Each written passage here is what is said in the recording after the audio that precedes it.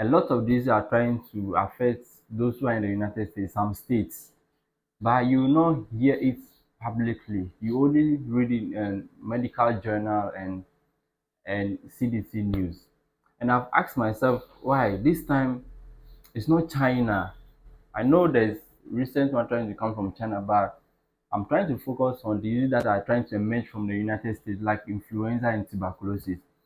I'm not sure you have been hearing anything like United States is suffering from influenza outbreak. No, because they are trying to control the information within the US, but you know that is not possible. Okay, influenza is affecting a lot of people in the United States, and they have issued vaccine for, I mean, those who are living in that particular state. Okay, and that is not all. We have tuberculosis, the TB, there also on the rise in the United States. So this particular season, it seems like most of the diseases that we are hearing, they are emerging from US, and the US is not giving any info on this disease outbreak. Okay, I'm just praying it doesn't cross our borders, because when it gets to Africa, it will spike. Okay.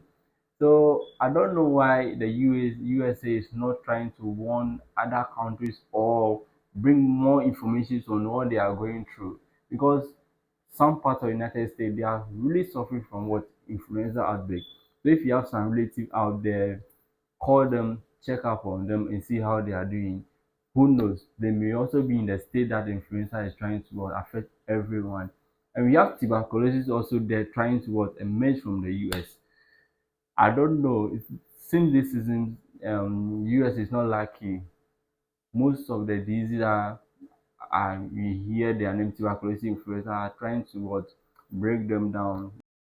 Following this week, Chief Medical Officer and gynecologist Dr. Jessica Shepard is here to give us all the details. Dr. Shepard, thank you so much for joining us. We appreciate it.